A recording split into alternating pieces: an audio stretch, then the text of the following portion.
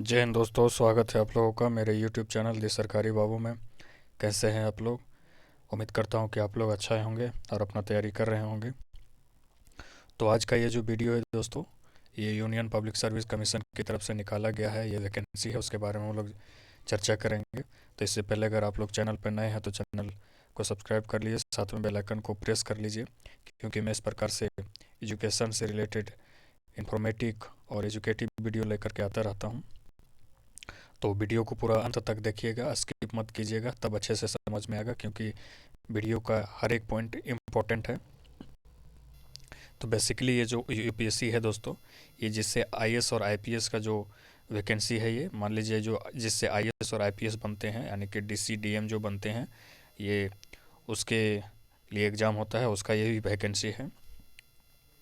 तो चलिए, कब से इसका फॉर्म रहने वाला है, क्या रहने वाला है, क्या एलिजिबिलिटी क्राइटेरिया रहने वाला है, कब से फॉर्म भरा जाएगा, लास्ट डेट कब है, ये सारे चीज़ों पर चर्चा करें। साथ में सिलेबस भी देखेंगे, हम लोग एग्जामिनेशन फॉर्म भी देखेंगे। तो देखिए, ये जो फॉर्म है 1 तारीख को ये नोटिफिकेशन आया हुआ है।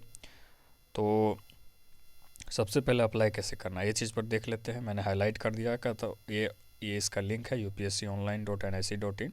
यहाँ पर जा कर के आपको अप्लाई करना है।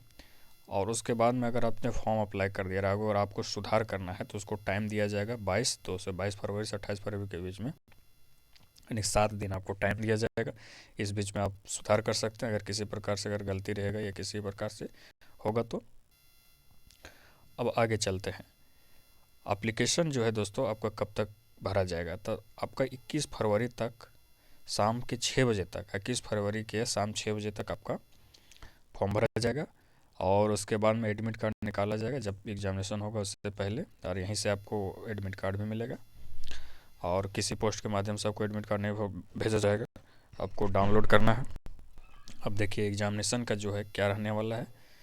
तो यहाँ पर ये भी देखिए, नेगेटिव मार्किंग भी रहेगा। Candidate should know that there will be penalty, negative marking भी रहेगा, है ना।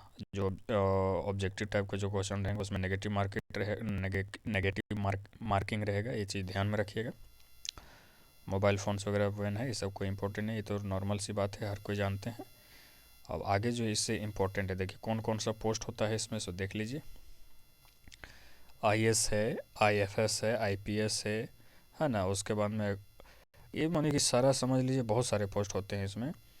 तो इसमें सारा ए ग्रुप के जो ए सेंटर के जो ए ग्रुप के जो जॉब हैं, इसी से भरा जाता है, बस यही ध्यान रखिए। इतने समझ लीजिए, मतलब नॉर्मली अगर संक्षिप्त में अगर समझना हो तो। अब आगे चलते हैं। आगे हम लोग देखेंगे, देख लीजिए यहाँ से, और कैटेगरी वाइज ये सब सारा चीज़ किया गया है, आप लोग इसको अच्छे से पढ़ लीजिएगा। वीडियो लगभग 200 पन्ने का ये नोटिफिकेशन है दोस्तों, अगर मैं उतना बताने लगा तो वीडियो 8-10 घंटे का हो जाएगा। इसलिए मैं जो इम्पोर्टेंट फैक्ट है जिसको आपको समझ लेना चाहिए, मैं उसको बता रहा हूँ। देखिए ये एग्जामिनेशन सेंटर है, देखिए आपको कहाँ रहने वाला है, ये चीज़ रहना आप अपने अनुसार से देख लीजिए। अगर आप झारखंड के हैं तो रांची को सेंटर बनाया जाएगा, और अगर बिहार से हैं तो पटना से को सेंटर बनाया जाएगा, और लखनऊ, उत्तर प्रदेश वालों को लखनऊ बनाया जाएगा। तो ये चीज़ है। और आगे चलते हैं। अगला जो है हमारा, देखिए जो मेंस एग्जामिनेशन है वो पीटी का था, वो जो सेंटर था वो पीटी का था, और ये मेंस एग्जामिनेशन का ये सेंटर रहेगा। सो आप देख लीजिए, रांची को मेंस एग्जामिनेशन का सेंटर बनाया गया है, पटना को भी बनाया गया है, और लखनऊ को भी बनाया गया है, साथ में कोलकाता को भी बनाया गया है। तो ये मेंस का था, वो शुरुआत में जो हम लोग देखा, इससे पहले जो हम लोग देखा वो पीटी का था। अब आगे चलते हैं, कुछ और इम्पोर्टेंट जो एलिजिबिलिटी के बाद बात कर लेते हैं। देखिए एलिजिबिलिटी आपको क्या होना चाहिए, तो इसके लिए जो आईएएस और आईपीएस जो बनेंगे उसके लिए भारतीय नागरिक ही होना ज़रूरी है। आईएएस प्लस आईपीएस के लिए आपका भारतीय नागरिक होना ही आवश्यक है। और उसके बाद अन्य जो हैं तो उसमें से दूसरे देशों के लिए खाली सिटीजनशिप के आधार पर, यानी कि दूसरे देशों के जैसे कि नेपाल, भूटान के भी भर सकते हैं, और दूसरे देशों के कैंडिडेट भी भर सकते हैं। उसके लिए नियम गाइडलाइन है, उसका पैराग्राफ दिया गया, तो उसको समझ लेना पड़ेगा पहले, लेकिन मैं आपको बता देता हूँ, बता दिया मैंने संक्षिप्त में। अब देखिए एज लिमिट की बात करते हैं, तो एज लिमिट जो है सो कैंडिडेट का कम से कम 21 साल होना चाहिए, और टेन मस्ट आर मैक्सिमम 32 साल होना चाहिए। 1 अगस्त 2023 से आपको काउंट किया जाएगा, यानी कि 21 साल और 32 साल जो, और उसके बाद में जो SC ST वालों को 5 साल का जो रिलैक्सेशन है वो है, और 3 साल जो दिया जाता है OBC वालों को है। तो उसके बाद में वो चीज़ हो जाता है, तो इसे ध्यान रखिएगा। उसके बाद आगे चलते हैं। अगला जो हमारा है मिनिमम एजुकेशन क्वालिफिकेशन, सबसे इम्पोर्टेंट चीज़। तो कम से कम आपको ग्रेजुएट होना चाहिए। क्या होता है ना, ग्रेजुएशन आपका ग्रेजुएट आपको होना है। बिना ग्रेजुएट का आपका नहीं होगा, चाहे आप इंजीनियरिंग बैकग्राउंड से हो या फिर आर्ट्स से हो, कॉमर्स से हो, साइंस से हो, इससे कोई फर्क नहीं पड़ता है। या फिर आपका ग्रेजुएशन के इक्विवेलेंट कोई डिग्री हो तो आप फॉर्म भर सकते हैं। अब आगे चलते हैं। अब नंबर ऑफ़ अटैम्प्ट्स, देखिए ये सब सारा बहुत कन्फ्यूजन रहता है कि नंबर ऑफ़ अटैम्प्ट्स कितना रहने वाले हैं। तो देखिए यहाँ पर नंबर और अटैम्प्ट्स की बात की रहा था, एससी और एसटी वालों के लिए अनलिमिटेड है, वो चाहे जितना भर भी फॉर्म भर सकते हैं। लेकिन ओबीसी वाले जो है मैक्सिमम 9 बार फॉर्म भर सकते हैं। और इसके बाद में 9 फॉर जनरल या पीडब्ल्यूडी वाले में से जो है ये चीज़ दिया गया है। आप यहाँ पर देख लिए नंबर ऑफ अटैम्प्ट्स के बारे में। ये जो होता है ना दोस्तों, वो उसके बारे में बात किया गया है। NPWD पर्सन बेंचमार्क डिसेबिलिटी, ये सब है। फिर अब देखिए यहाँ पे पीटी के एग्जामिनेशन के हो जाएगा। सिविल सर्विसेज एग्जामिनेशन पीटी के बारे में भी बात करेंगे। हमने देख लिया अटेम्प्ट के बारे में। आगे चल रहे हैं। अब फ़ी के बारे में देख लीजिए, सबसे बड़ा फ़ी है। तो देखिए जो फीमेल कैंडिडेट है और SC ST वालों को छूट दे दिया गया है, बाकी का 100 रुपये फ़ी पेमेंट करना है। और आगे चलते हैं। अब अगला जो है अप्लाई कैसे करना, तो UPSC ऑनलाइन में कर लेना है। वही चीज़ ज़्यादा PSC.online.nic. जो है लिंक, उसमें करना है आपको। अब आगे चलते हैं। एक सिलेबस देख लेते हैं हम लोग सबसे पहले कि सिलेबस क्या रहने वाला है। और सिलेबस के बारे में बताइए। इसका मैं PDF जो दोस्तों आप लोगों को शेयर कर दूंगा, आप लोग मेरे चैनल को सब्सक्राइब कर लीजिएगा।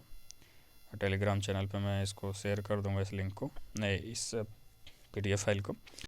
देखिए जो आप देखिए सब्जेक्ट है, थोड़ा जो आपका सिलेबस है उसको थोड़ा समझ लीजिए संक्षिप्त में। तो जो PT एग्जामिनेशन जो होगा वो आपका 2 पेपर का होगा, 200 मार्क्स का होगा, है ना। सब ऑब्जेक्टिव टाइप का होगा।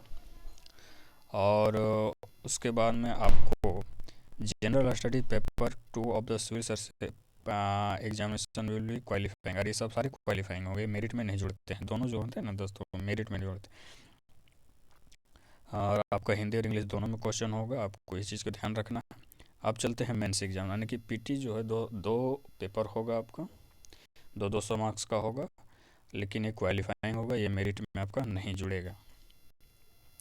अब आगे चलते हैं मेंस एग्जामिनेशन का। तो मेंस एग्जामिनेशन को समझना बहुत कॉम्प्लिकेटेड हो जाता है, बहुत सारे नहीं समझ पाते हैं। तो देखिए मेंस एग्जामिनेशन हो आपका जो होगा दोस्तों, वो टोटल जो है सबको 2 पार्ट में होगा। 2 पार्ट में होना, यानी कि पेपर A और पेपर B। यहाँ पर देख लीजिए, पेपर A और पेपर B जो है, पेपर A जो होगा से आपका एक लैंग्वेज पेपर होगा। और लैंग्वेज पेपर होगा उसको आपको खुद से सेलेक्ट करना है। जो 8वीं अनुसूची में जितने भी भारतीय भाषाओं को ऐड किया गया हो, उसी में से आपको एक चूज करना है। और एक पेपर वो हो जाएगा आपका। उसके बाद मेंस जो पेपर होगा आपका, एक पेपर इंग्लिश ही होगा, जो पेपर B रहेगा मेंस का, पेपर A और पेपर। और ये दोनों जो पेपर होंगे दोस्तों, ये क्वालिफाइंग होंगे केवल, ये मेरिट में इसका नंबर नहीं जोड़ा जाता है। अब चलते हैं पार्ट 2 जो अगर मान लेते हैं इसको, तो पार्ट 2 में जो है दोस्तों, जो जिससे मेरिट बनेगा, तो उसमें पेपर 1 एक ऐसे होगा जो 250 मार्क्स का होगा। जनरल स्टडीज होगा 250 मार्क्स का होगा, और जनरल स्टडीज 1 होगा। और जनरल स्टडीज 2 जो होगा वो आपका 250 मार्क्स का होगा। इसमें गवर्नेंस पढ़ना है आपको, constitution, polity, social justice, international relation पढ़ना है। पेपर 1 में Indian heritage and culture, history of geography, ये सब पढ़ना है।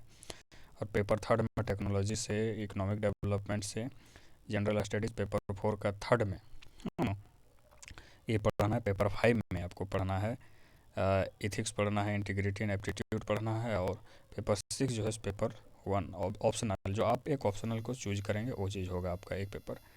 तो इस प्रकार से था दोस्तों, यही था। आप लोग चैनल को सब्सक्राइब कीजिए और दोस्तों में शेयर कीजिए, ताकि लोगों को इसके बारे में जानकारी हो। तो आज के लिए इतना ही। जय हिंद, जय भारत।